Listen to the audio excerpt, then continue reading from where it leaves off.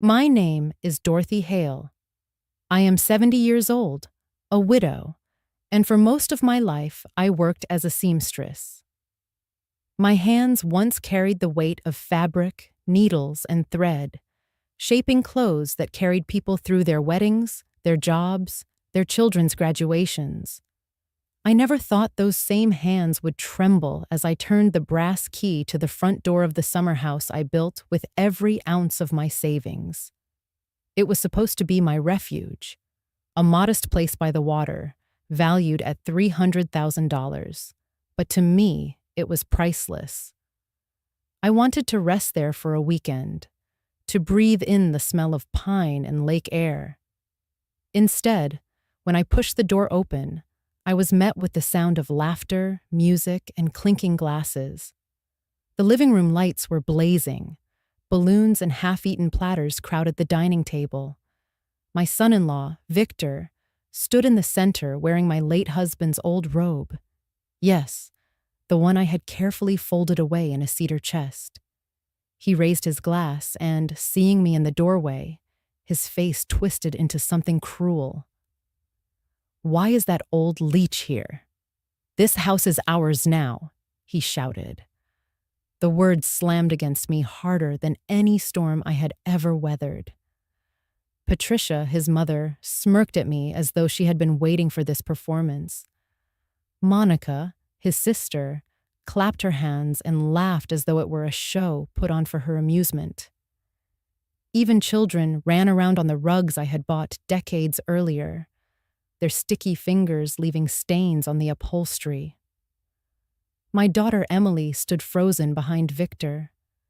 She avoided my eyes, her silence cutting deeper than any insult. For a moment, the air left my lungs. That house was not just timber and plaster. It was stitched from years of sacrifice. I had patched clothes by candlelight, refused new shoes for myself, and saved every dime to create this sanctuary. And now, to them, I was nothing but an intruder. But instead of shouting, instead of breaking, I smiled faintly. My voice came out low and steady. "It's okay," I said. Inside, my heart was breaking into sharp little shards, but I knew something they didn't. I knew that quiet does not mean powerless. They returned to their celebration, raising glasses as if to toast my defeat. Yet, as I stepped aside, I thought to myself, this moment, humiliating as it is, will not be the end of me. If you have ever been dismissed, told you were useless, or forced into silence when you knew the truth, then perhaps you'll want to stay with me. Because what happened after that night, what I chose to do, made Victor and his family regret every word they ever spat at me. So, let me tell you what happened, and why my story is one you won't forget. Would you like to hear it? When I stood there in the doorway, I thought perhaps I had misunderstood what Victor had shouted. But the smirk on his face and the way Patricia leaned into her chair told me there was no mistake. This was no slip of the tongue. He meant every word. He wanted me gone. Before I could even take another step into my own house, Victor spread his arms wide, blocking the hallway as though he were the rightful master. He wore my husband's robe, the fabric dragging along the floor, sleeves too long for him, yet he paraded in it like a crown. His voice filled every corner of the room, dripping with contempt. "Didn't you hear me? You don't belong here anymore. Go back to whatever little hole you crawled from behind him." Patricia chuckled. She leaned forward on the arm of the sofa with the authority of a queen presiding over a play. "It's embarrassing, Dorothy. You should be resting in some senior facility, not haunting young people with your presence. Don't you understand you've had your time?" The words hit me harder than I cared to admit. Patricia had never liked me. From the very first day I met her, she looked at me as though I were beneath her son, beneath her family, beneath everything. But tonight she spoke with more venom than ever, her voice echoing for everyone to hear. Emily was there too, my daughter, my only child. She stood slightly behind Victor, her shoulders tight, her hands clasped together as if she were holding herself still. Her eyes darted toward me once, quickly, and then dropped to the floor. The silence of her gaze was like a dagger. She did not defend me, not even with a word. Then Monica stepped forward, swinging her long hair over her shoulder, a smirk dancing on her lips. "I don't see what's so complicated," she said with a laugh. "Dorothy, you've had this house forever. What do you need it for? You're too old to enjoy it anyway. Let us put it to good use. We'll actually know how to have fun here." She gestured to the people around the room. Victor's friends with their loud voices and clinking bottles, already spilling drinks on the wooden floor I had polished with my own hands. I wanted to shout. I wanted to scream at them for what they were doing, but the words caught in my throat. Instead, I looked at Victor. His eyes glittered with satisfaction, like a cat cornering a mouse. He stepped closer until I could smell the alcohol on his breath. "You're not welcome," he said. "This is our house now. Go." My feet felt rooted to the floorboards, but I forced myself to move. I tried to step past him, to enter, to claim even a small part of what was mine. He blocked me, spreading his body wide across the frame of the hallway, his voice rising louder and louder so every guest could hear. "This is my property now. My family's property. You think you can just walk in here because you paid for it once upon a time? That's over. Times change. People move on." Laughter burst from the corners of the room. Someone clapped. Another whistled. I had never felt so small in a place that once made me feel proud. I looked down at my hands, these hands that had stitched dresses for other women's children, these hands that had scrubbed floors and counted pennies to make the dream of this house possible. Now they trembled, powerless, as if all the years of work were being erased by a man who had done nothing to deserve it. Emily shifted, her lips parting slightly as though she might say something. My heart jumped, waiting for her voice, waiting for her to remind him whose house this truly was. But the words never came. She looked at me with eyes heavy with shame, then turned away, aligning herself with her husband instead of her mother. The silence cut me deeper than all of Victor's shouting. Patricia stood and placed her hand on Victor's shoulder. "Don't waste more words," she said. "She understands. She knows when she's not wanted. Look at her. She has no strength left to fight. Just let her go. We'll handle things from here." Monica laughed again. "Maybe she can find a nice little retirement room with bingo nights and soup suppers. That's where she belongs. Not here with us." Her words dripped with cruelty, designed to draw blood. I forced my lips to curve into a faint smile, though my chest ached. My voice came out steady, but it felt as though the weight of the world pressed down on me. "I hear you," I whispered, though no one bothered to stop and listen. They returned to their glasses, their laughter, their celebration of what they believed was their triumph. And I stepped back out into the night air, the cold wind brushing against my cheeks like a reminder of how far I had fallen. Inside, the lights glowed bright, voices rose louder, and I could still hear Victor's declaration ringing in my ears. "This house is ours now." I walked down the steps, my heart pounding with humiliation, but my feet steady. I told myself silently that this was not the end of the story. Not for me, not for the house I had built with my own two hands. I had been treated like an intruder in my own home, cast aside by the people who should have been my family. But even in that moment of crushing shame, a small spark inside me refused to go out. When I returned the next morning, I told myself I only wanted to gather a few things: my sewing box, the quilt I made with Emily when she was a girl, and the photograph of my late husband that had rested on the mantel for 20 years.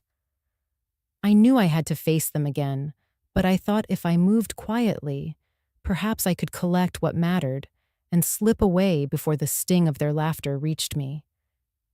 Instead, the moment I opened the door, my stomach dropped. My house no longer looked like mine.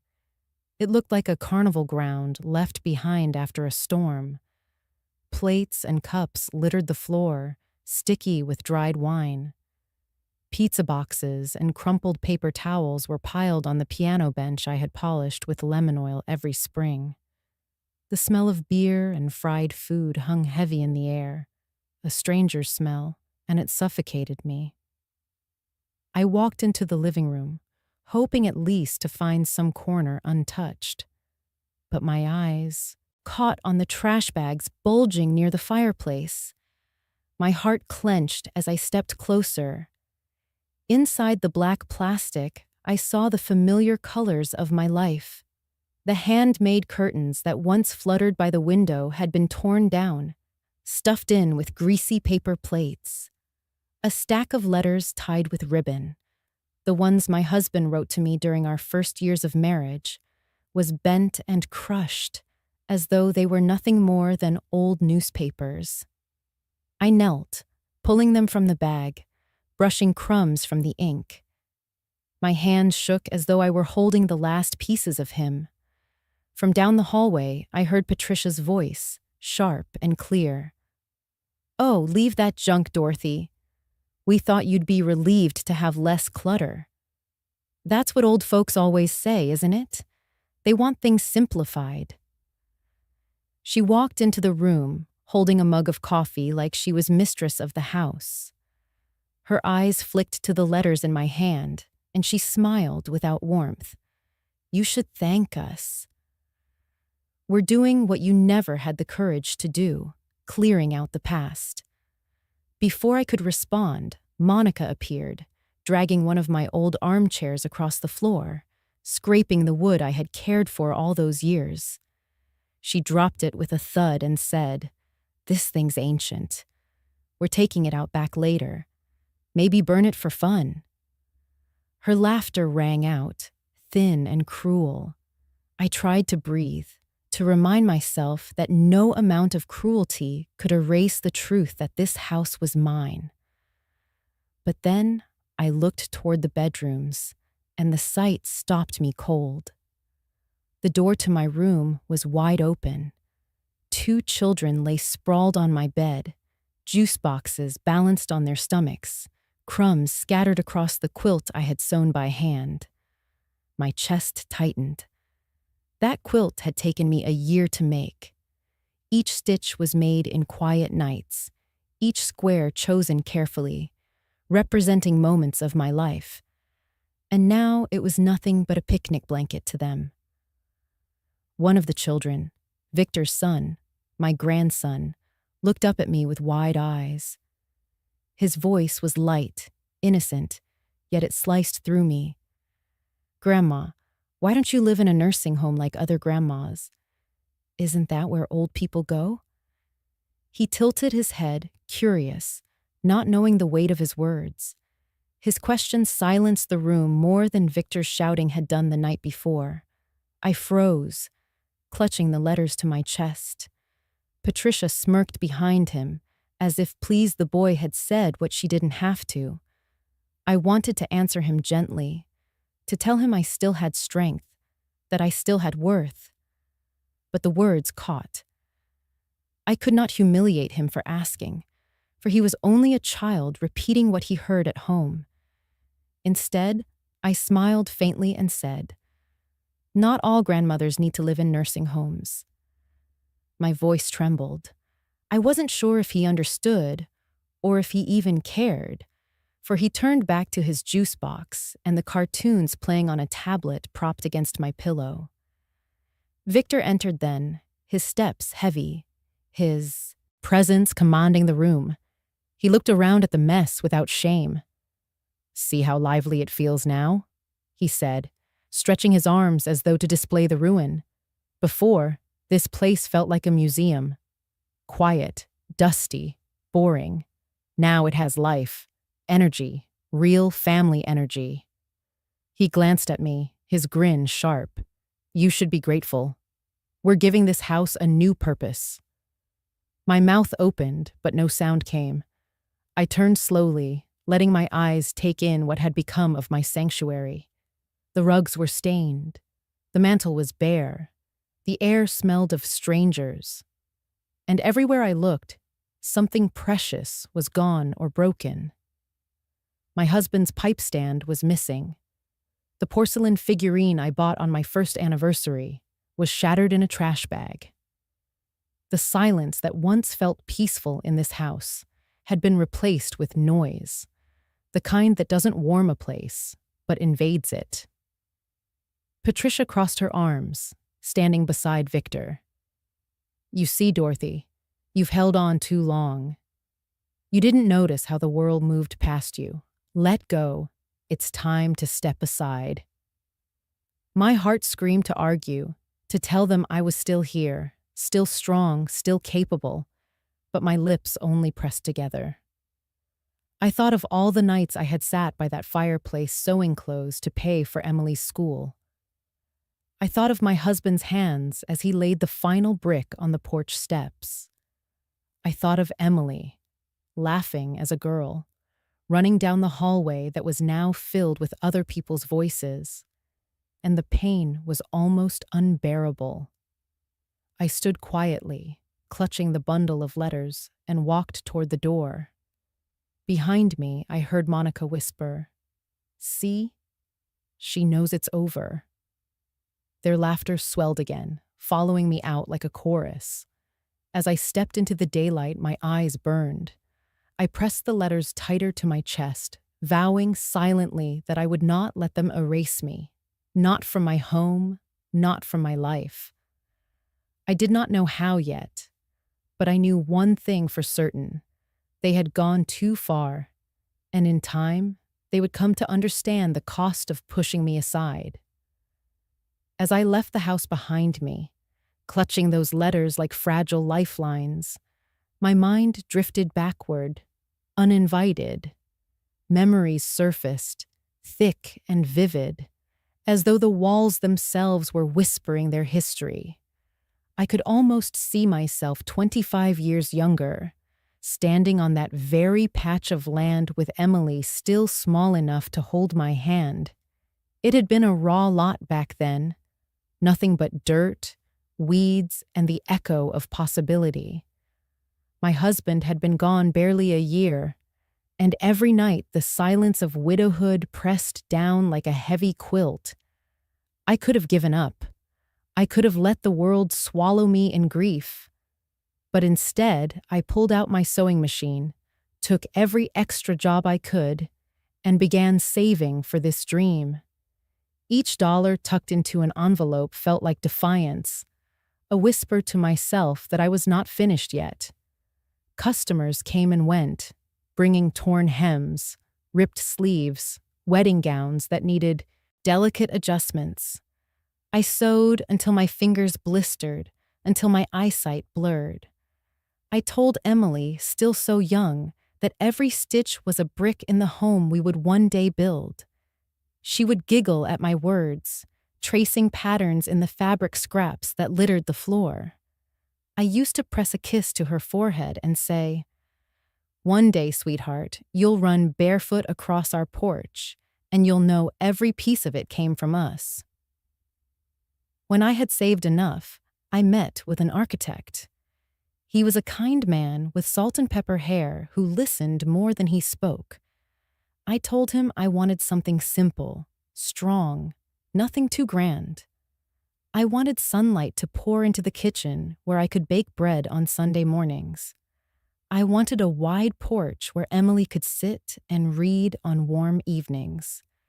I wanted a small sewing nook with a window facing the lake where I could work and look out at the water shimmering.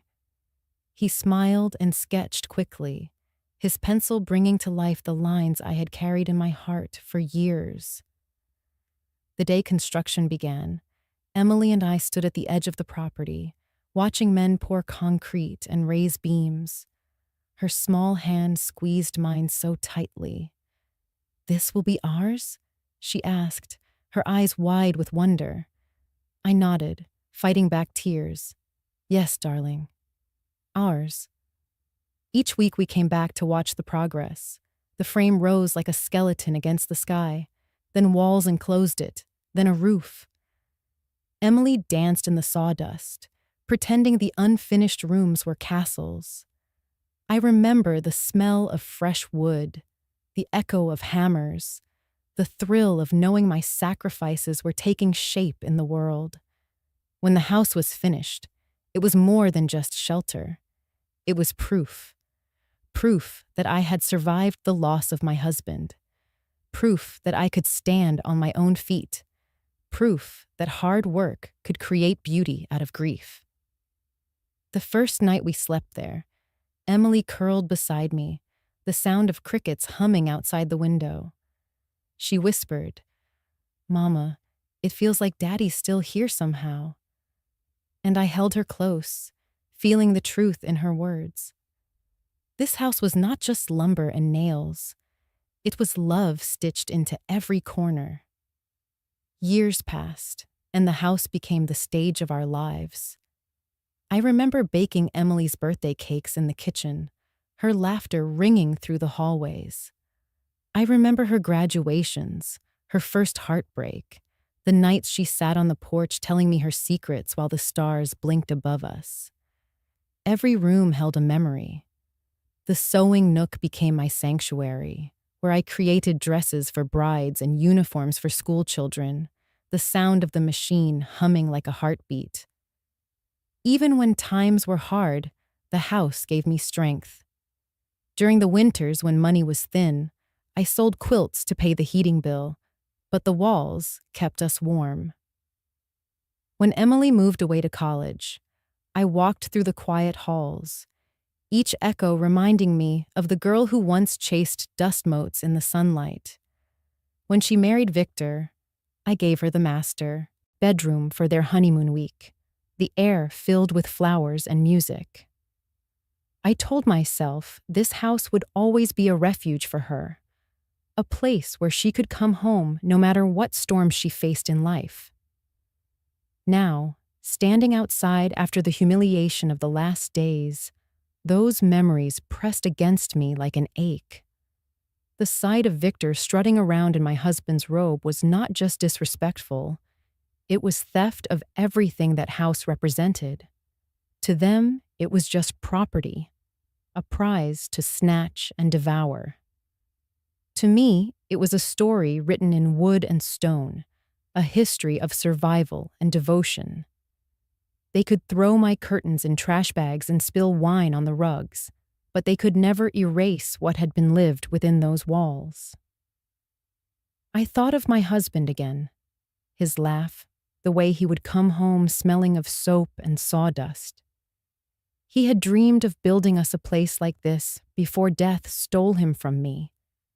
Though he never saw the finished house, I always believed his spirit lingered in the creak of the stairs, in the way the sun touched the windows each morning.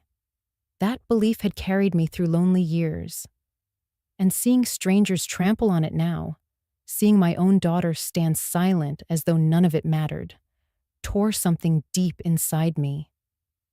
I walked farther down the road, away from the noise that spilled through the windows. My eyes blurred with tears, but in those tears, a fierce resolve began to form. They thought I was powerless, an old woman who had no voice left. But they did not know the years of sacrifice, the strength it took to build what I had built. They did not know that every board, every nail, every quilt square was a promise I had kept to myself. And I would not let that promise be broken. Not now, not ever. As I sat in the small rented room that night, the letters from my husband still clutched in my lap, my mind refused to rest. The humiliation replayed again and again, but it was no longer just the sting of insult that kept me awake. It was the dawning awareness that Victor's words, his boldness, his certainty, had not come from nowhere. This had not been a sudden fit of arrogance. He had been laying the foundation for this takeover long before I walked through that door. I began to recall the comments he had made over the years, small remarks I had brushed aside at the time. At family dinners, he would lean back in his chair and say things like, "What does an old woman need with a house by the lake? Shouldn't you be thinking about a retirement home instead?" His tone was always light, presented as a joke, but his eyes never carried humor. They carried calculation. I remember once when I mentioned how the house was nearly paid off, he smirked and muttered, "Perfect timing. Emily and I could manage it better anyway." Back then, I laughed softly, believing he was simply puffing himself up, trying to sound important in front of his friends. But now, sitting there in silence, I realized those comments were breadcrumbs he had been scattering all along. Victor had never seen me as someone with the right to hold on to what I had built. He saw me as an obstacle standing in the way of what he believed was his due. One memory in particular gnawed at me. Months earlier, Emily had come by with a stack of papers.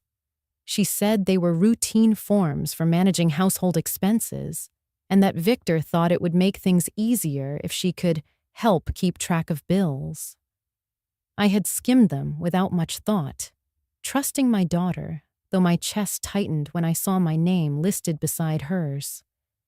She reassured me with a quick smile, saying it was just a precaution, that she and Victor only wanted to take the load off my shoulders.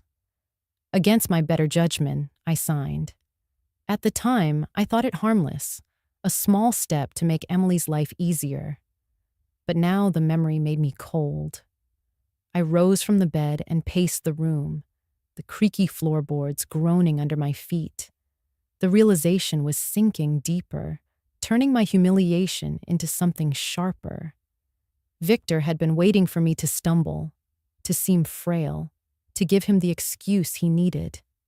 That robe he wore, the way Patricia claimed I had no strength left, it was all part of a narrative they had been rehearsing behind closed doors. I thought of Emily's silence when he declared the house his. Her lips pressed shut, her eyes lowered. Was it fear? Was it shame? Or was it that she too had been worn down by his persuasion? My heart ached at the possibility. Victor was clever in his cruelty, never openly raising his voice at her in front of me. But I had seen enough in the set of her shoulders and the tightness in her smile to know he controlled her.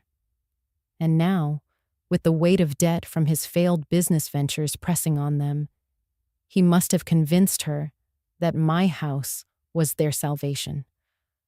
I remembered overhearing him once in the kitchen, speaking to Patricia in a low voice. "Once it's in Emily's name, everything will be fine. She can't argue if it's for the family." Patricia had nodded, her lips curling into satisfaction. I had pretended not to hear, convincing myself I misunderstood. But I hadn't. They had been planning this long before I caught them in the act. I sank back into the chair and pressed my hands to my temples. The pieces of the puzzle were fitting together in a way that made me nauseous. The mocking laughter, the trash bags filled with my belongings, even the innocent question from my grandson. It all served Victor's goal of painting me as someone out of place, someone whose time had passed. If I resisted, they would call me senile. If I stayed quiet, they would push me out completely. Either way, I was cornered unless I found a way to fight. I closed my eyes and thought of my husband again. He had always told me to trust my instincts, that I was sharper than I gave myself credit for. His voice came to me as though carried on the wind through the cracks of that rented room. Don't let them steal what you've built. Don't let them turn you into a ghost while you're still alive. I straightened my back, clutching his letters tighter. Victor had underestimated me. He thought humiliation would weaken me. That age would slow me down. That silence meant surrender. But he had miscalculated. Every insult, every cruel smirk, every memory of what I had sacrificed for that house was now fuel. They had lit a fire, and though it burned me, it also illuminated the path forward. The realization was painful, but it was also clarifying. This wasn't just about property. It was about my dignity, my history, my right to exist without being erased. And if Victor thought I would quietly fade away, he was about to learn that even a seamstress who had spent her life in the background could fight with every thread of strength she had left. That night, for the first time since the humiliation began, I felt something steadier than grief. I felt the iron resolve of a woman who had been tested before and had survived. Victor's plan was clever, but he had not planned for me to resist. And I would resist. I would gather every piece of evidence, every scrap of truth, and I would hold it up to the light. The game he thought he had already won had only just begun. I woke up the next morning in the hotel room I had rented with money I barely wanted to spend. The wallpaper was peeling, the mattress sagged in the middle, and the thin curtains let in more noise than I could bear. I had never been the kind of woman to run away from my own home, yet here I was, an exile in my own life. For a few long minutes, I sat on the edge of the bed with my shoes still on, staring at the cracked mirror across from me. My reflection was a stranger. Shoulders slumped, hair limp from the damp air, lines etched deep into my face. I thought of Victor's voice declaring I didn't belong, of Patricia sneering that my time had passed, of Monica laughing as though I were nothing more than an obstacle in her way. The words echoed so loudly that I pressed my palms against my ears as though I could shut them out. But something inside me refused to bend completely. I told myself, Dorothy, you've survived worse than this. And it was true. I had survived the loss of my husband, the long nights when the rent threatened to crush us, the endless hours at the sewing machine when I thought my body would give out. I had survived being left alone in a world that barely noticed me. Each time, I stitched myself back together, quiet but unbroken. Why should this be different? I stood and opened the window. The morning air was sharp and clean, smelling faintly of rain. I let it wash over me. I thought about the house again, the ruin they had made of it, and the memory of my grandson's question stabbed me fresh. Grandma, why don't you live in a nursing home like other grandmas? He had spoken with such innocence, not realizing he had repeated the poison of his elders. But those words struck a nerve I could not ignore. They wanted me invisible, packed away, erased. That was the real intention behind Victor's arrogance, Patricia's cruelty, Monica's laughter, and Emily's silence. And suddenly, the humiliation hardened into something else, into a vow. I pulled the small suitcase onto the bed and began unpacking. Instead of treating this as temporary hiding, I laid out my belongings as though preparing for a campaign. My sewing box, my husband's letters, the envelope of bank records I had carried with me just in case. I spread them on the desk and looked at them not as sentimental objects, but as reminders of my strength. They had taken my house, but they had not taken my mind, my memory, or my ability to fight. I sat down with a notebook and began to write.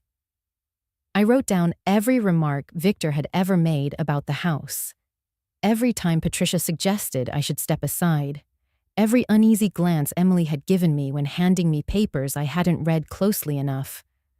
I traced the line of manipulation that had led here. Each word steadied me. Each memory recorded was one more thread woven into a fabric of resistance. By late afternoon, the room no longer felt like a cell. It felt like a workshop.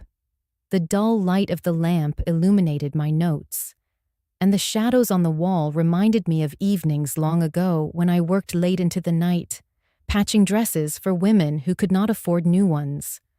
Back then, each stitch meant survival. Now, each line I wrote meant preparation.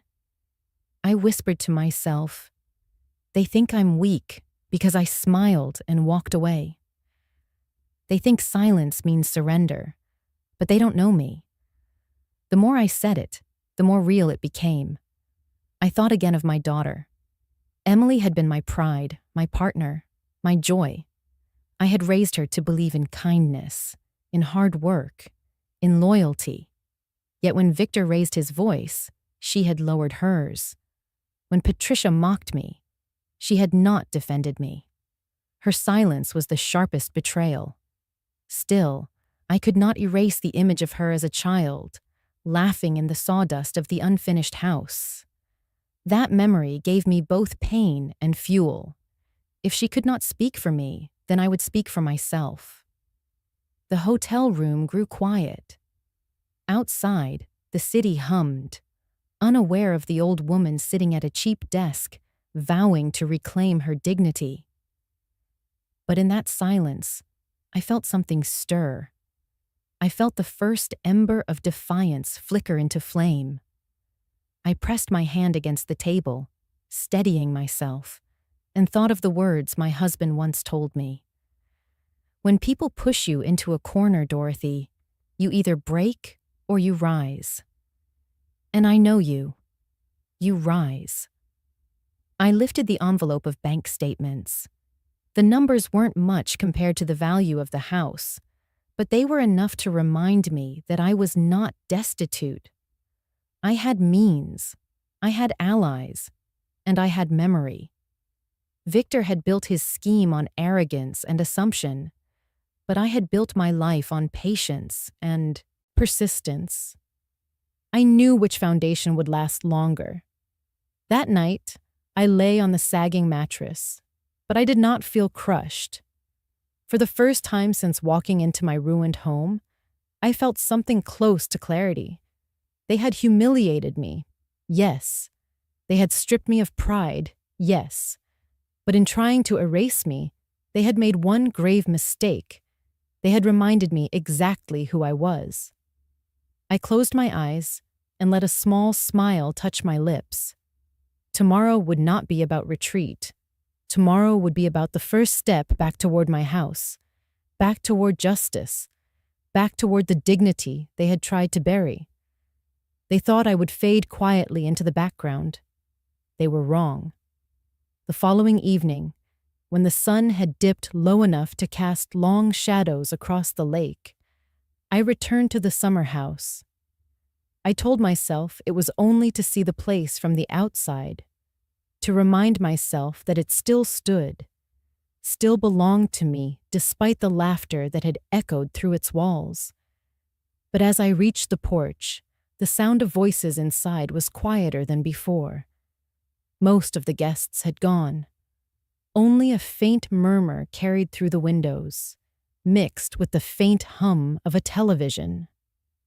Something inside me pulled forward, urging me not to walk away this time. My pulse quickened as I turned the handle on the back door, the one that creaked slightly when opened.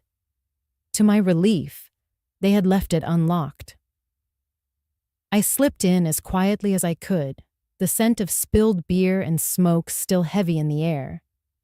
The living room was littered with bottles and crumpled napkins. but I ignored the mess. My eyes went immediately to the side table where Victor had been leaning the night before. Papers had been scattered there, some in folders, others loose. My breath caught. He was careless, arrogant enough to leave evidence in plain sight. I stepped closer, my fingers trembling as I reached for the pile. The first thing I saw was a stack of forms stamped with an official seal. At the top of one page were the words, "Petition for Guardianship." My stomach turned.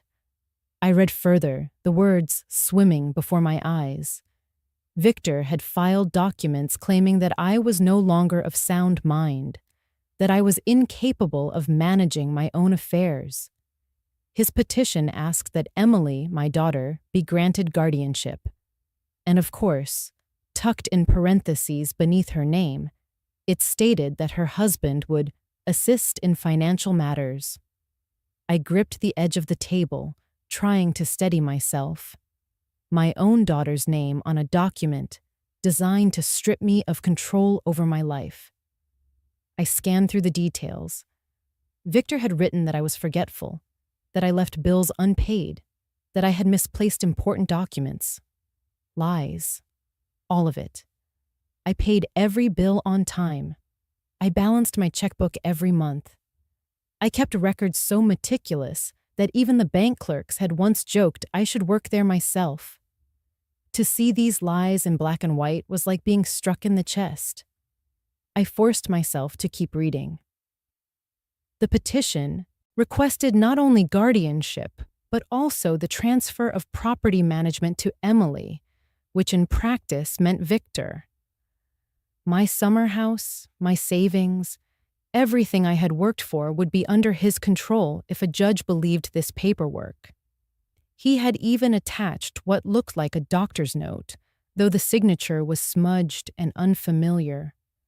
I had not visited a doctor in months, yet here was a statement claiming I was disoriented, prone to confusion, and unfit to live alone.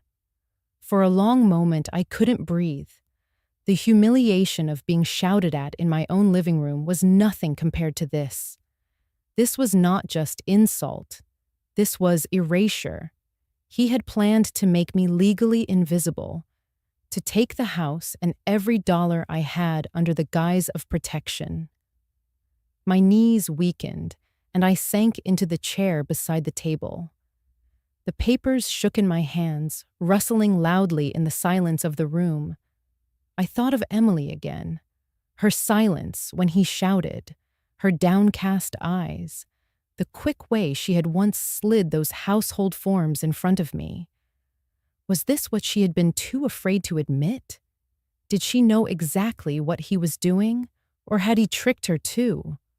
My heart longed to believe she was innocent, but the weight of her name on those papers made it hard to ignore. I folded the petition carefully and tucked it into my handbag. If Victor had the audacity to lie about my mind, then I would use his arrogance against him. The law could be cruel, but it could also be a shield if you held the truth. And the truth was still mine. I would not let him reduce me to a helpless signature on a form. As I rose to leave, I heard footsteps down the hallway. My breath caught, and I pressed myself against the wall. Victor's voice carried through the air, low but sharp. He was speaking on the phone. "Once the guardianship goes through, everything is ours. She won't fight. She doesn't have the strength. Just keep Emily steady. She'll do what I say." His laugh followed, smug and confident. My hands curled into fists. I slipped out the back door as quietly as I had entered, the cool night air rushing over me. The papers in my bag felt heavier than stone, but they were also a weapon. For the first time since this nightmare began, I had something real, something that proved what Victor had been plotting. My humiliation had a name now, stamped and dated with legal ink, and that meant I had a path forward. As I walked back to the hotel, my steps grew steadier. The shame that had weighed on me the past days began to harden into resolve. They thought they could bury me beneath lies, but I had lived too long, fought too hard, to let ink and arrogance erase me. The fight was no longer about saving a house. It was about saving myself. The next morning, I asked Emily to meet me alone. I called her cell phone, my voice steady, though my hands trembled. She hesitated at first, saying Victor had plans, that she was busy, but I insisted. There was a pause on the line, a silence. That told me she already knew what this was about. Finally, she agreed to meet at a small cafe near the school where she worked. I arrived early, choosing a booth in the back. I wanted the privacy, the distance from curious eyes. I ordered a cup of tea I barely touched, my mind racing with the words I needed to say. When Emily walked in, she looked tired, older than her 40 years. She slid into the booth across from me, avoiding my eyes. For a long moment, we sat in silence. Then I reached into my bag and laid the folded guardianship petition on the table. Her shoulders stiffened, her lips parted, but no words came.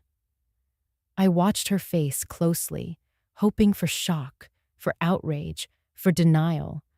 Instead, her cheeks flushed with something that looked like shame. "Emily," I said softly, "explain this to me. Explain how your name ended up here." She reached for the paper, but stopped halfway, pulling her hand back as though it might burn her. She shook her head and finally whispered, "I didn't want you to see it like this." "Then how should I have seen it?" I pressed. "Should I have waited until the court stamped its approval and I no longer had a say in my own life?" "Is that what Victor told you?" Her eyes filled with tears, but she blinked them away quickly. "It's not what you think, Mama. We're drowning. Victor's business has been failing for years.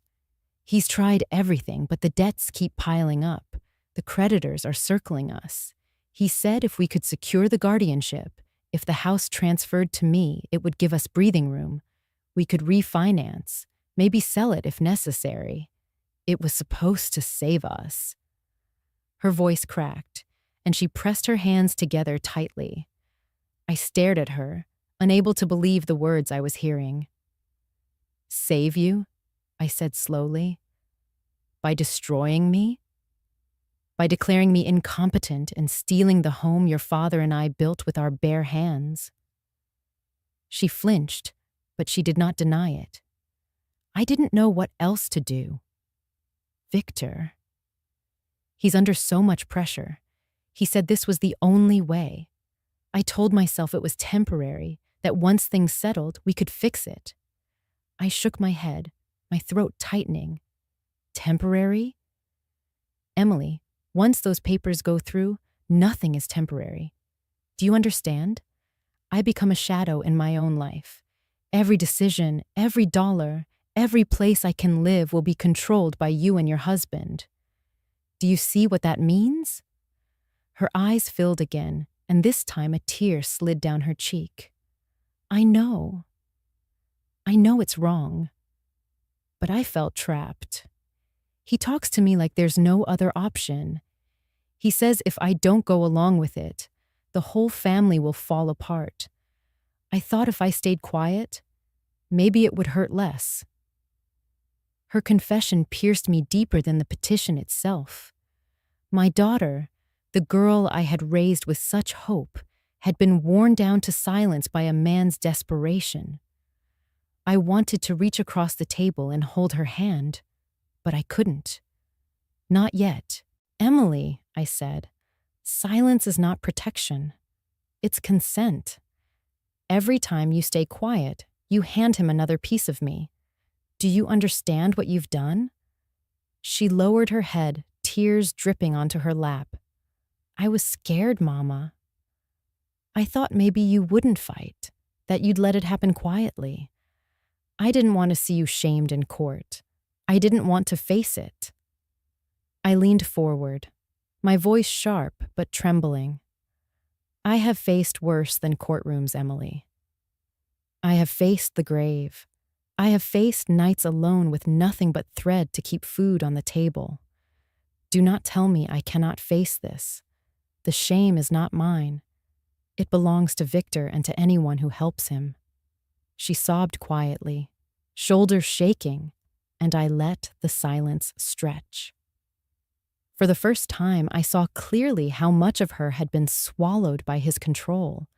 She was still my daughter, but she was also a woman tethered to a man who drained her spirit.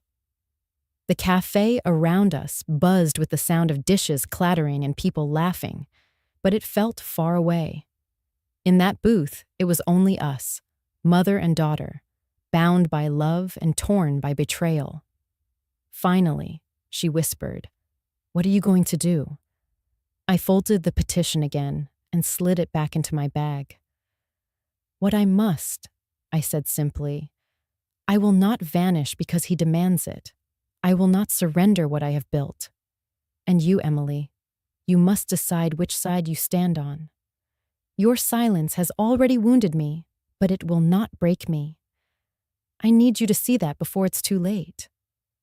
She nodded slowly, wiping her eyes, but she gave me no promise. Her silence lingered, heavy and uncertain. I rose from the booth, placed $1 on the table for the tea I had not touched, and looked at her one last time. "I love you," I said quietly, "but love is not enough if it is silent." I walked out of the cafe into the bright morning light. My steps were unsteady, but my purpose had never been clearer. Victor believed he could trap me with lies, and Emily believed her silence would shield her from the storm. They were both wrong. I was not done yet. When I confronted Victor directly, I chose a time when I knew the entire family would be present. I wanted no whispered denials, no excuses carried back and forth between doors. It was a Saturday afternoon, and I walked to my house with the petition papers secured in my bag. The driveway was crowded with cars, voices drifting out through the open windows. I paused at the porch, feeling the weight of every memory pressing down on me, then pushed the door open. The laughter inside faltered for a moment as they saw me, but Victor recovered quickly, rising from the armchair as though he were king of the castle. "Well, well, look who came back," he said with a grin. "I thought we made it clear this isn't your place anymore." I held my ground in the entryway, my eyes steady on his. "You made it clear you wanted me gone." "That doesn't make it true," Patricia scoffed from the sofa, her coffee mug resting in her lap. "Dorothy, you embarrass yourself. Why drag this out? You should be resting somewhere safe, not stumbling into gatherings where you're not wanted." I ignored her and reached into my bag. With deliberate calm, I pulled out the folded petition and laid it on the coffee table. The sound of the paper hitting the wood silenced the room. Victor's grin faltered, his eyes narrowing. "You've been busy," I said. "Telling courts I've lost my mind. Claiming I can't handle my own affairs, forging doctor's notes. Was that your idea alone, or did you make my daughter write her name on it to share the blame?" Emily sat in the corner, her hands clasped tightly in her lap. She didn't look up, her face pale.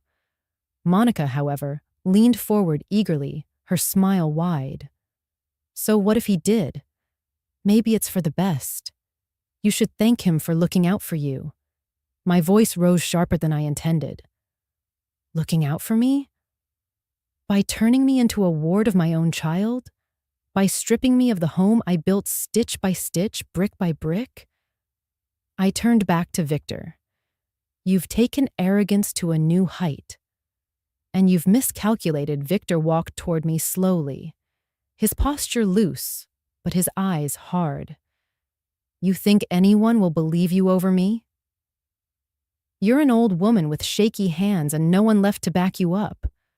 Courts don't care about sob stories, Dorothy. They care about evidence. And I've got plenty. You've got lies, I said evenly. And lies are fragile things when the truth is placed beside them. His jaw tightened, and for a flicker of a moment, I saw the fear in his eyes. But Patricia quickly filled the silence. Dorothy, don't be dramatic. You know Emily signed those forms because she cares. We all care. We want to make sure you're taken care of. Isn't that what every family wants? I looked at Emily then, and my voice softened, though my anger did not fade. Is that why you stayed silent? Because you thought this was care?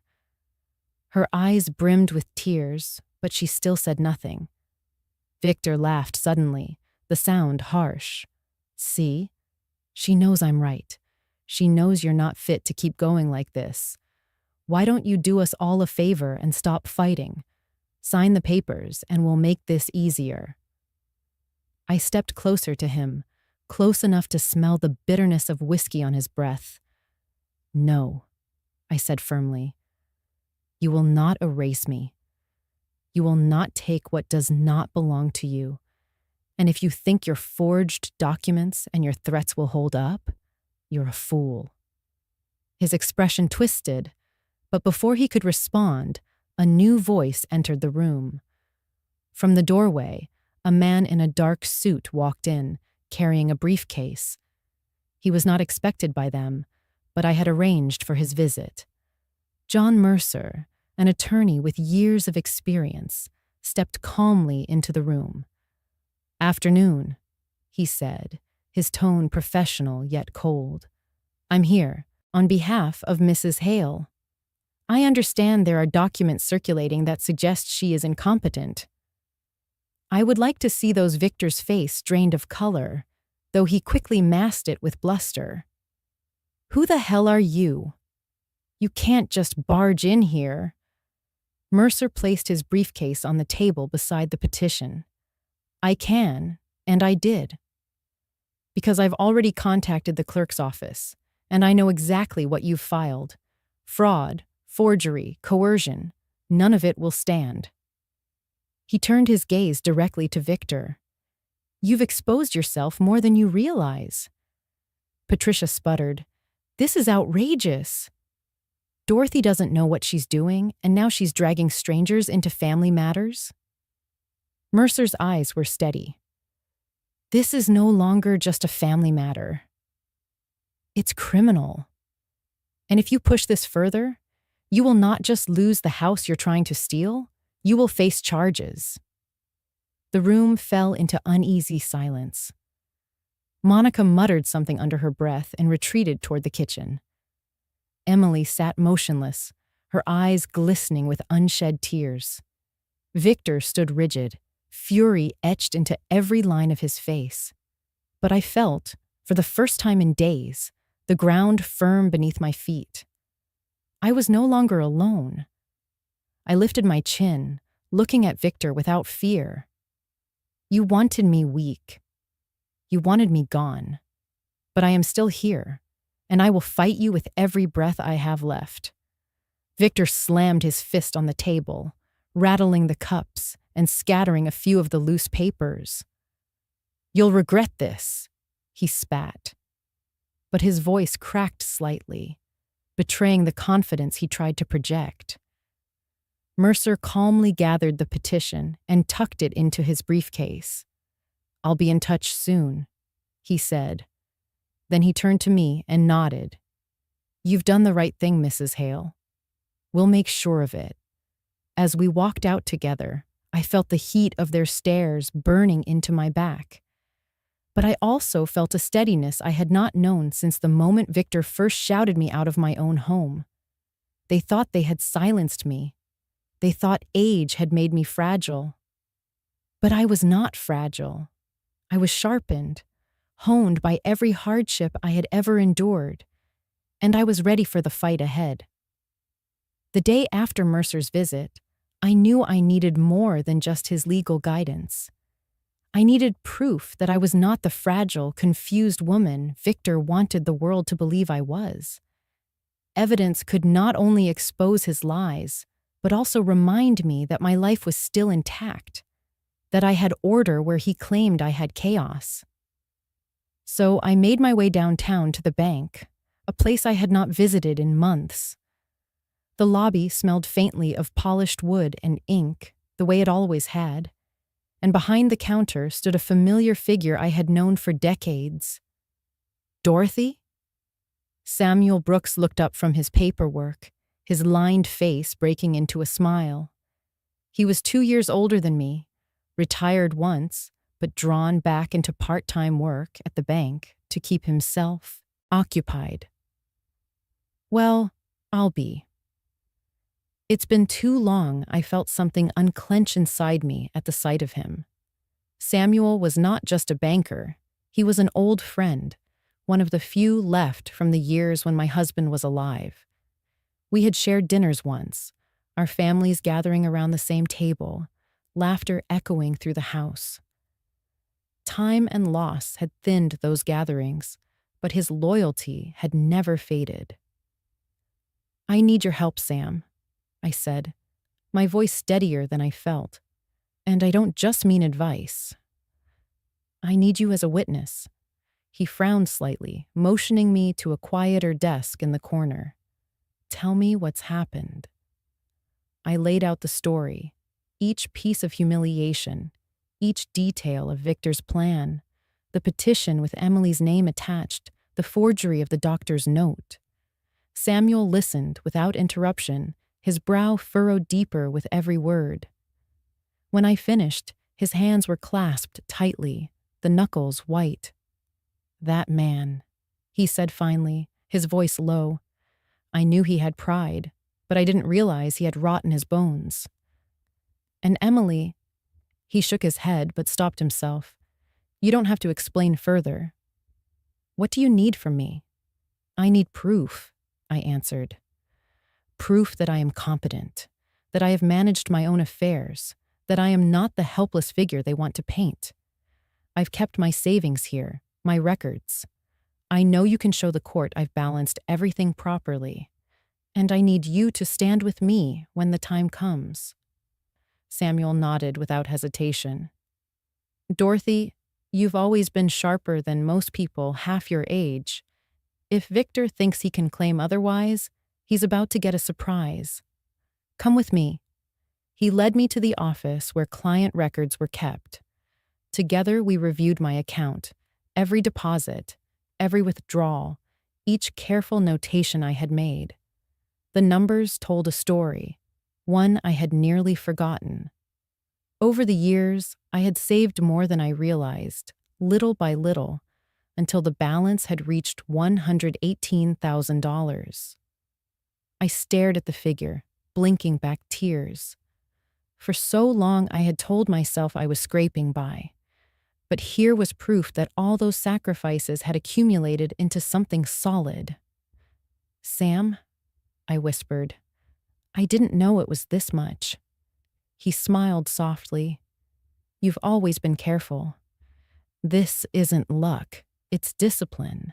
And now it might just save you." He tapped the folder gently. "We'll make copies, notarize them, and when the time comes, I'll testify. No one can say you've been incapable of managing your life when the numbers are this precise." A warmth spread through me that no humiliation could extinguish. For days I had felt cornered, powerless. Now, holding those records, I felt something shift.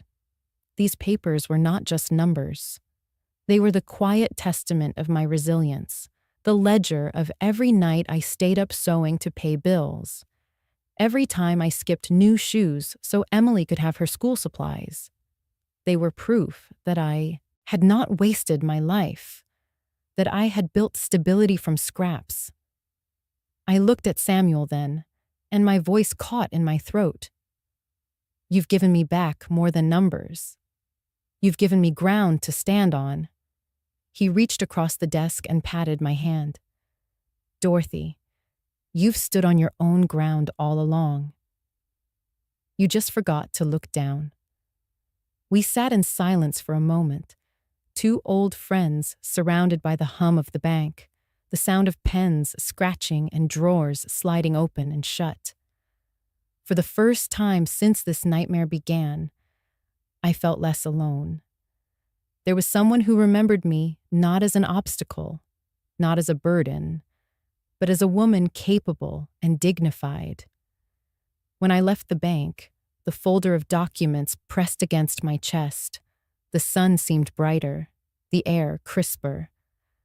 People bustled down the sidewalk, unaware of the battle brewing in my life, but I felt taller walking among them. Victor might think he had trapped me, but now I carried proof that undercut every lie he had written into that petition. That evening in my hotel room, I spread the documents on the desk beside my husband's letters. Together, they told the story of my life: love, loss, survival, persistence. I whispered into the quiet, "They will not erase me. Not with forged signatures, not with arrogance, not with lies." And in the stillness, I felt my husband's presence as though he were reminding me that he had always known I would rise when pushed. The fight was not over, but for the first time, I could see how I might win. The following Monday, I kept my appointment with John Mercer. I had chosen him carefully, not only because of his reputation, but because I needed someone who would not look at me and see only age. When I walked into his office, the walls lined with law books and framed degrees, he stood to greet me with a firm handshake. His eyes were sharp, but there was no condescension in them, only focus. I sat across from him at the heavy oak desk and placed the guardianship petition, the forged medical note, and the bank records Samuel had helped me compile. My hands did not tremble as they had before. This time, I was ready. Mercer adjusted his glasses and leafed through the papers slowly, making careful notes on a yellow legal pad. He did not rush, and I appreciated that. When he finished, he leaned back and tapped the pad with his pen.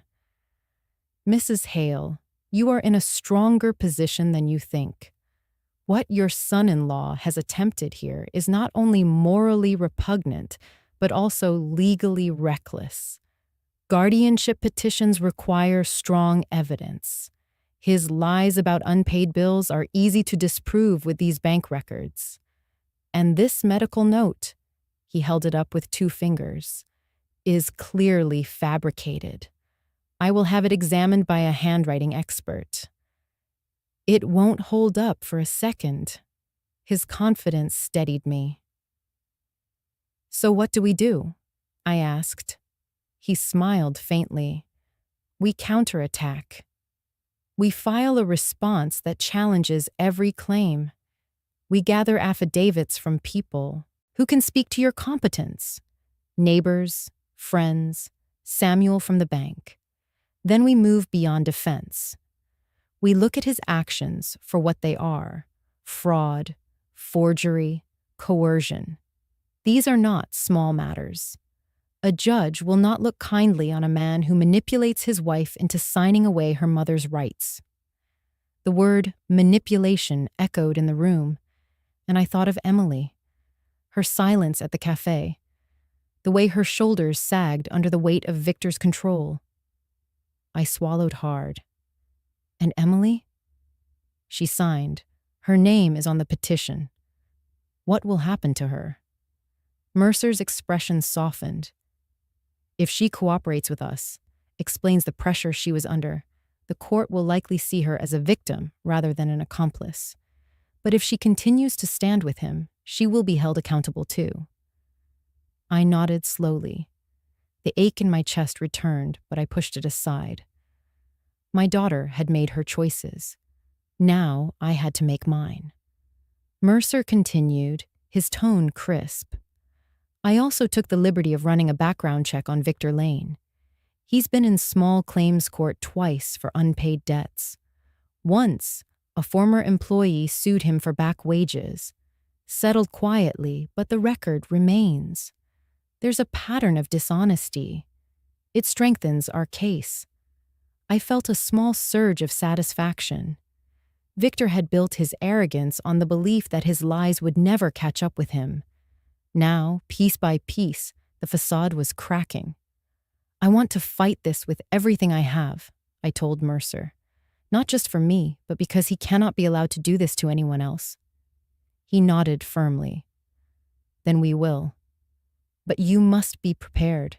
He will not back down easily. Men like him rarely do. He will get angrier, more reckless, and he will try to intimidate you.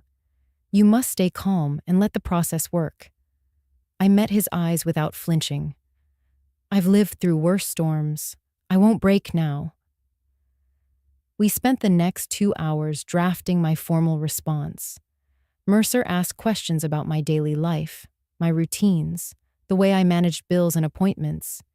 He wanted to paint a picture of me as I truly was. Capable, meticulous, independent.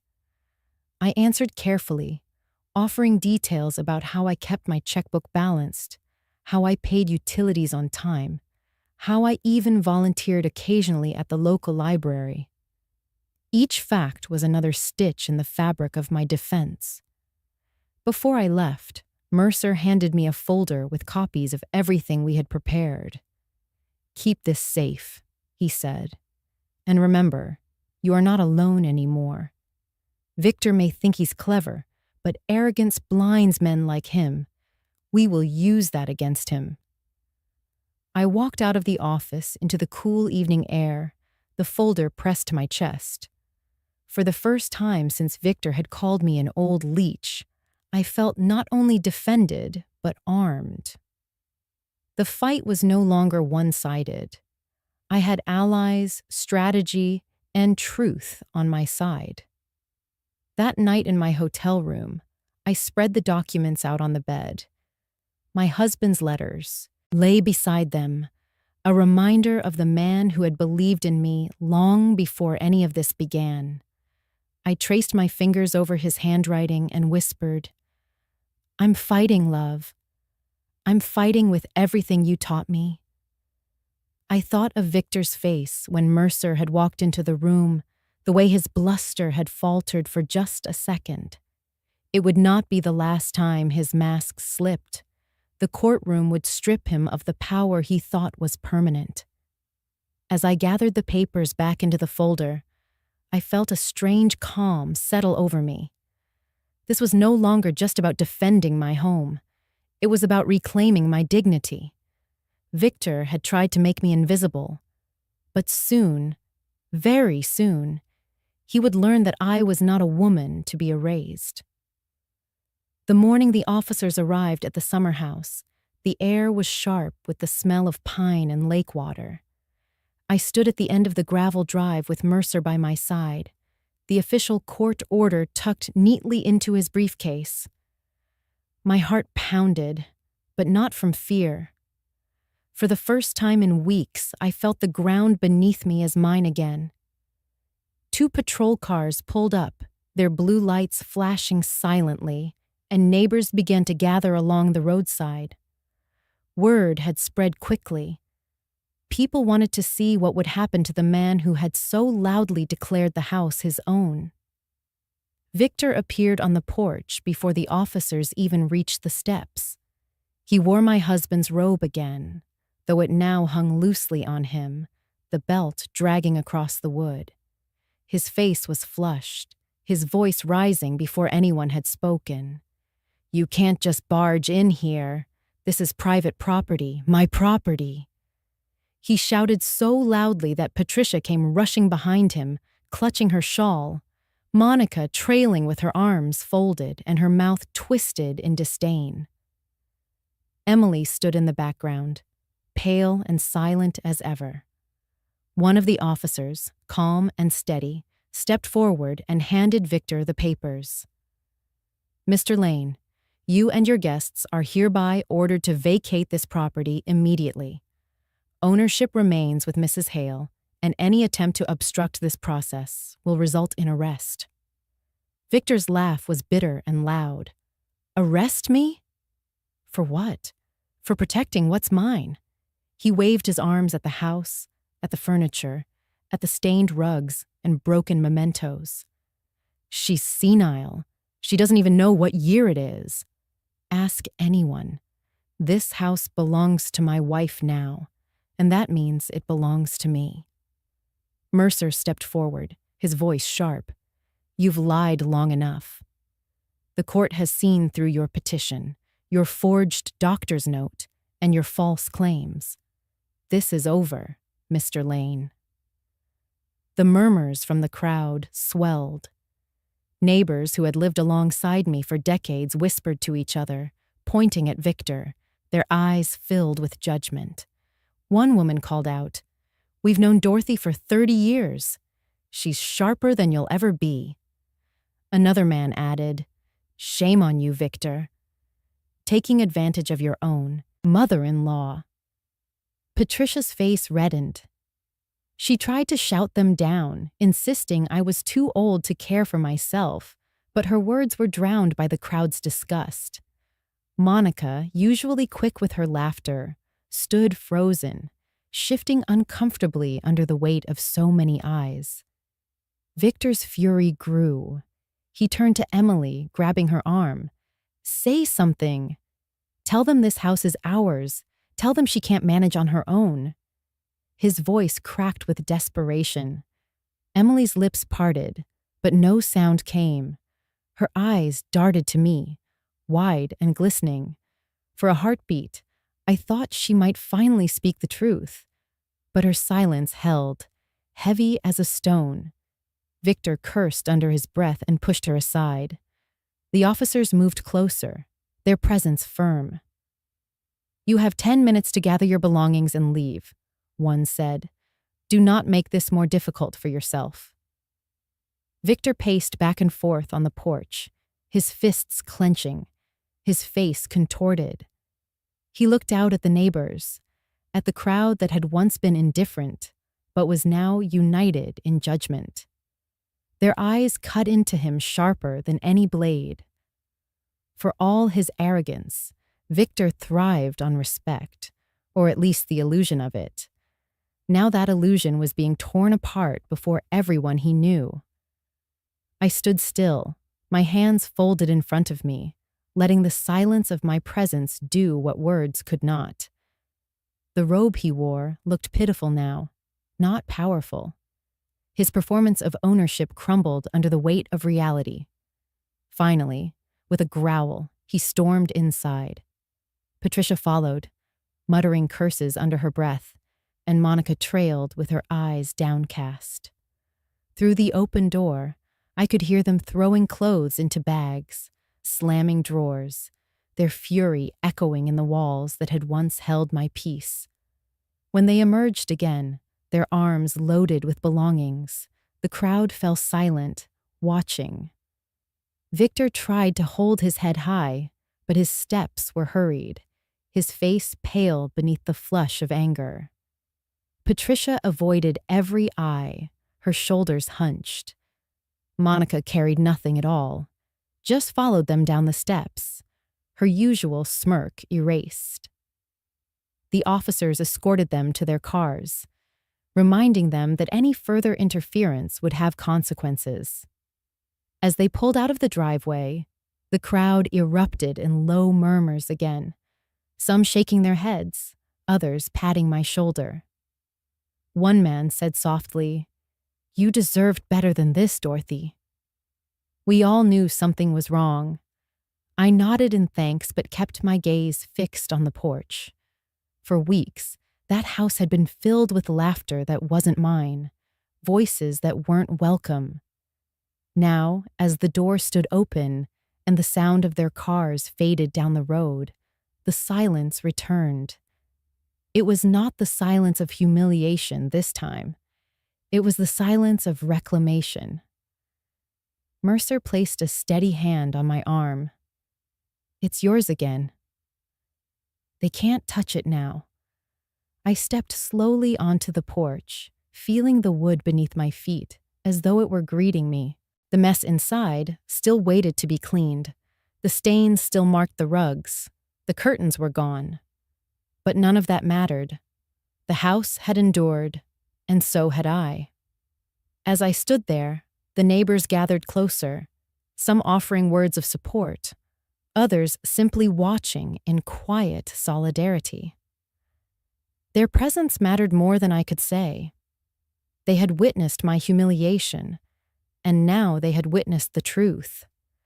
The shame that Victor had tried to lay on me had turned back on him, exposed under the bright light of day.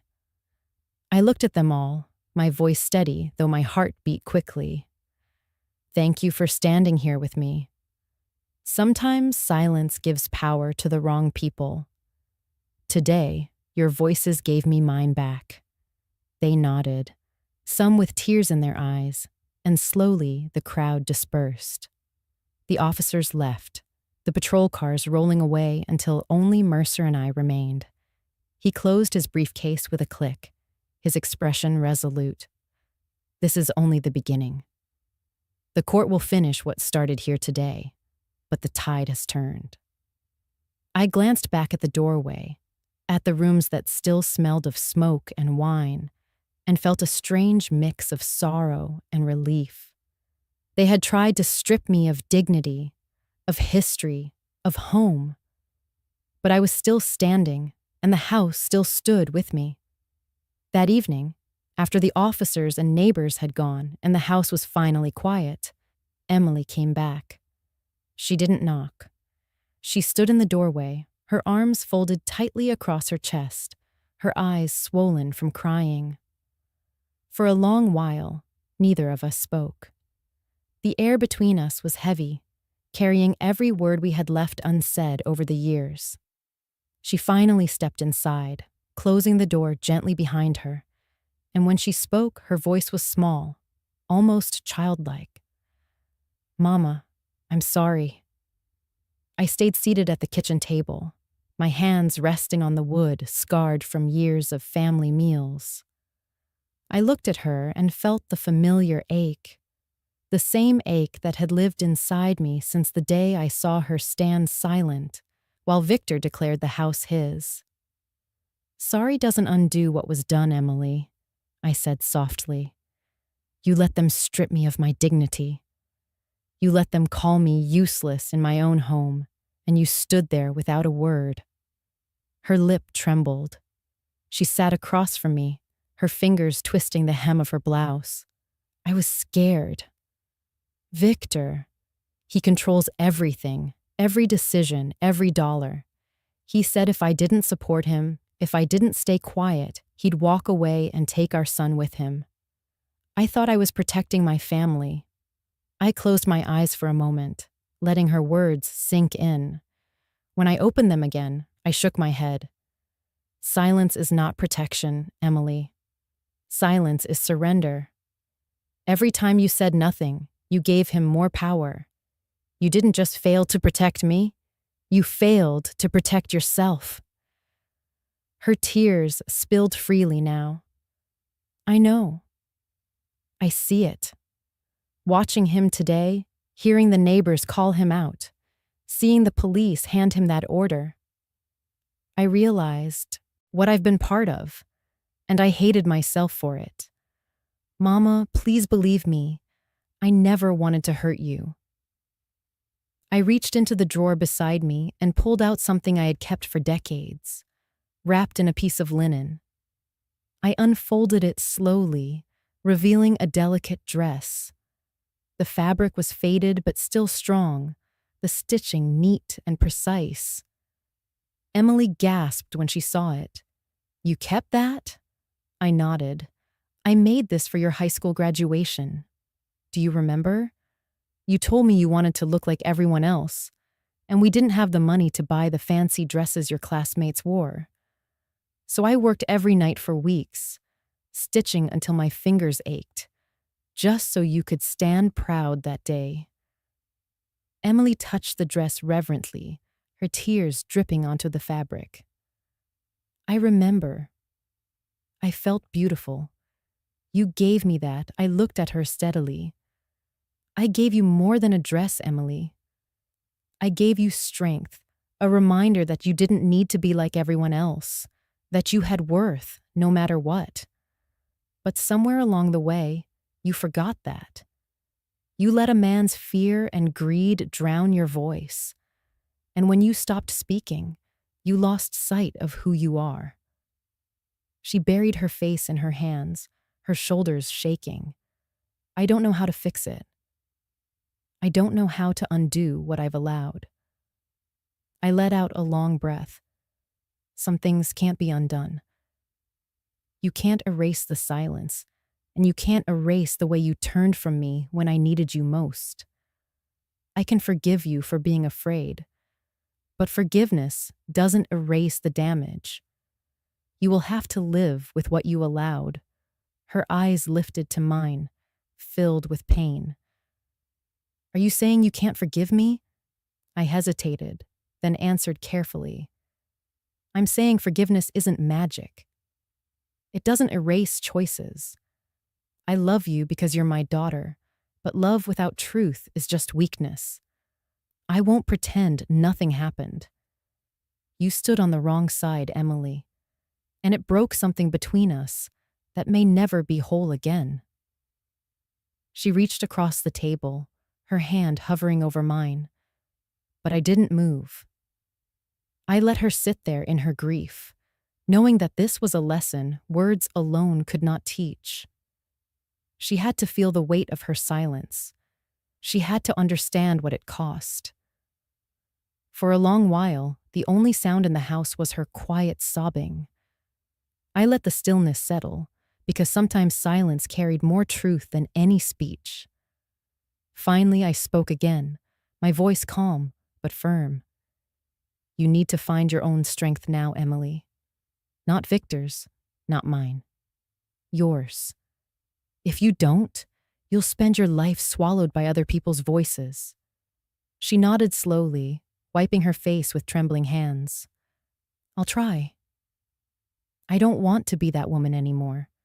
I folded the dress back into the linen, smoothing it with careful fingers. Then prove it. Not to me, but to yourself. You owe that much to your son. Her eyes widened at the mention of the boy. He asked me last night why you looked so sad, why you left the house so quickly. I didn't know what to tell him. Tell him the truth, I said simply. Children see more than we think. One day he'll ask harder questions, and when he does, you will need to answer with honesty, not silence. Emily bowed her head, her tears falling again, but this time I did not reach to comfort her. Some lessons must be borne without a cushion. I stood slowly, my chair scraping the floor. I will fight Victor until the very end. But you must decide if you are still standing in his shadow or if you are ready to step out of it. That choice is yours, not mine. She rose as well, her face streaked with tears, her body trembling. I love you, Mama, she whispered. I looked at her for a long moment. I love you too. But love must have courage, Emily. Without courage, it's only a word. She left quietly, the door closing behind her. I stood in the kitchen holding the folded dress, the air heavy with everything we had said and everything we hadn't. My heart ached, but it also felt lighter. For the first time, Emily had heard the truth without me softening it for her. Whether she would rise from it was no longer mine to control. The courthouse smelled faintly of varnished wood and old paper, a place where lives were weighed and measured in front of strangers.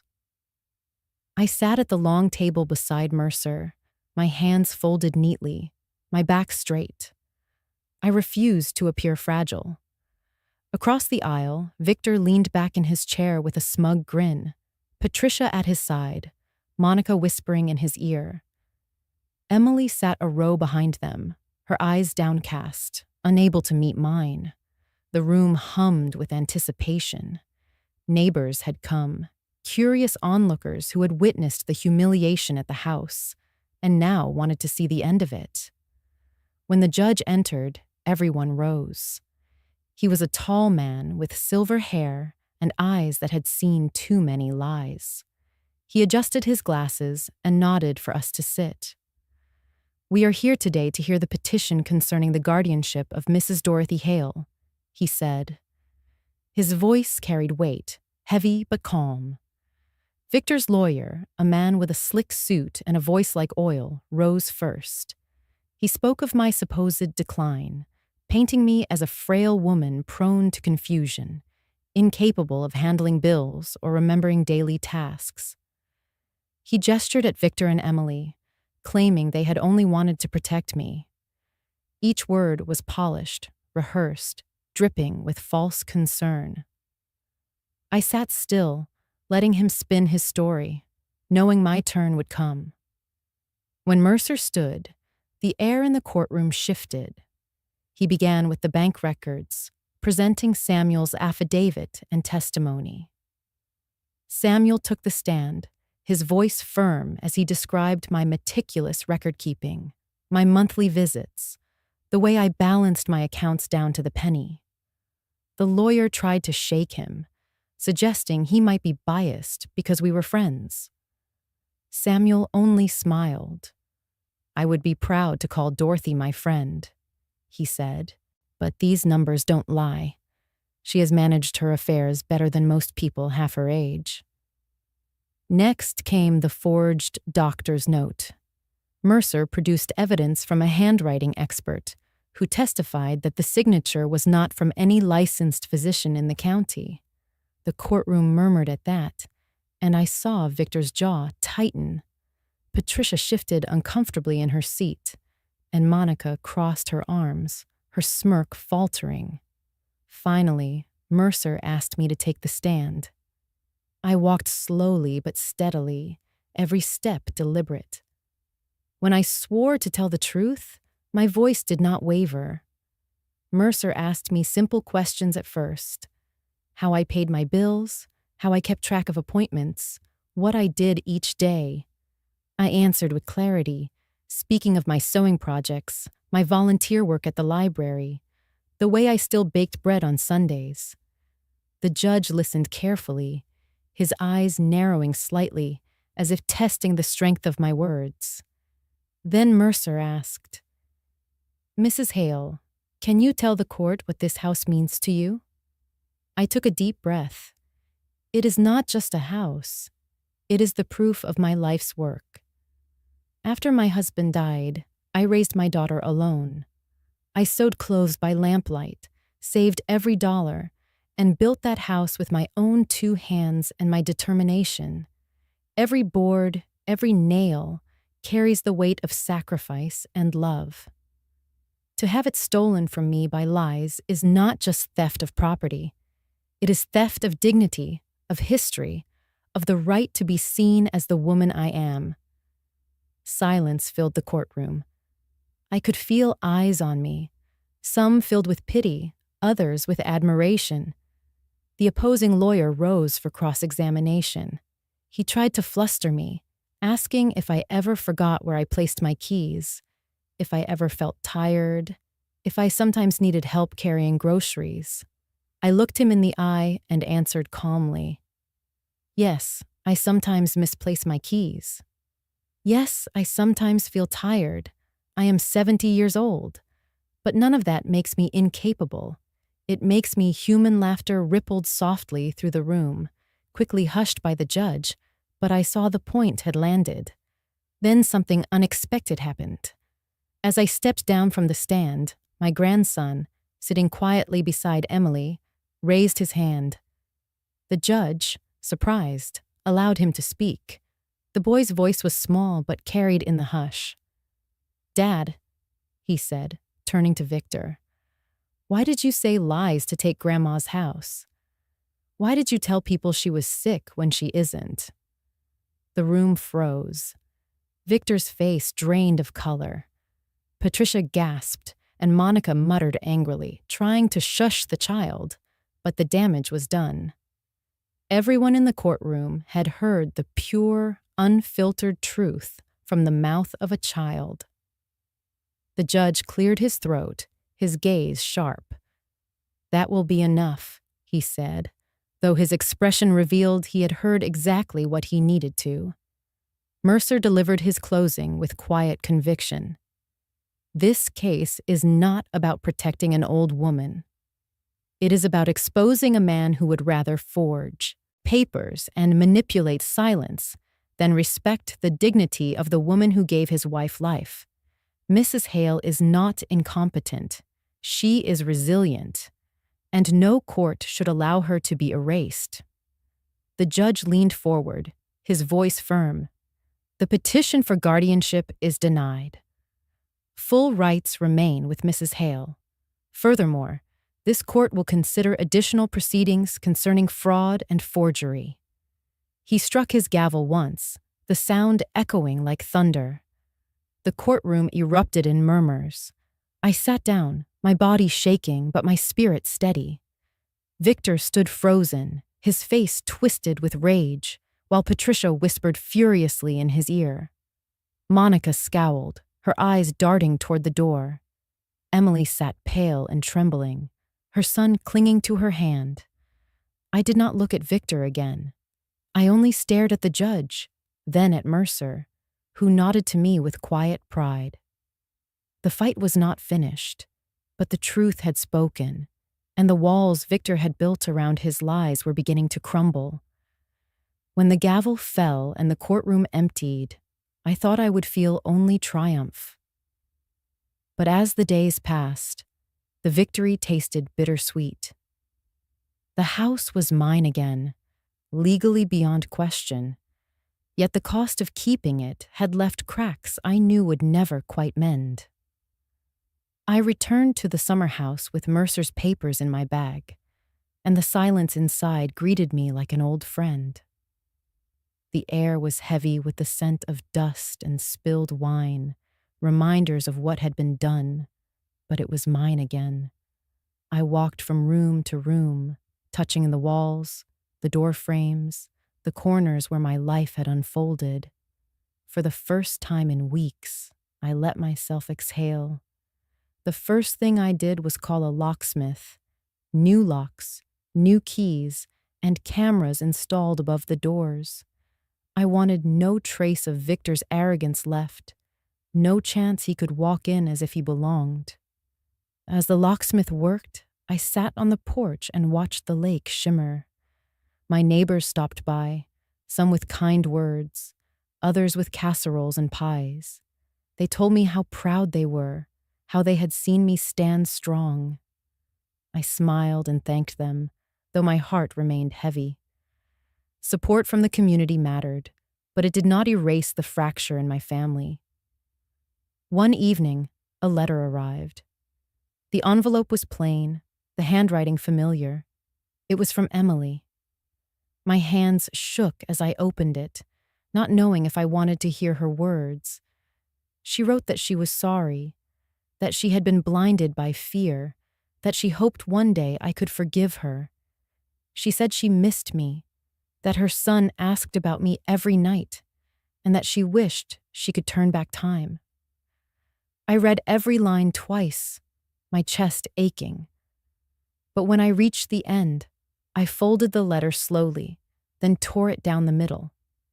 I could not hold on to words when her silence had cost me so much.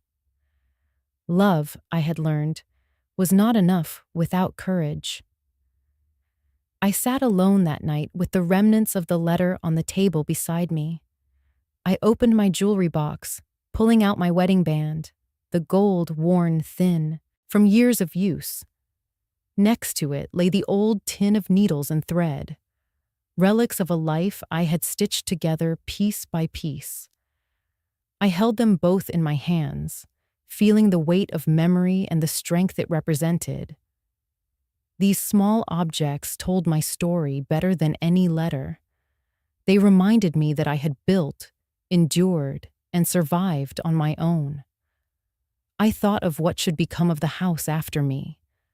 I did not want Victor's family circling it like vultures when I was gone.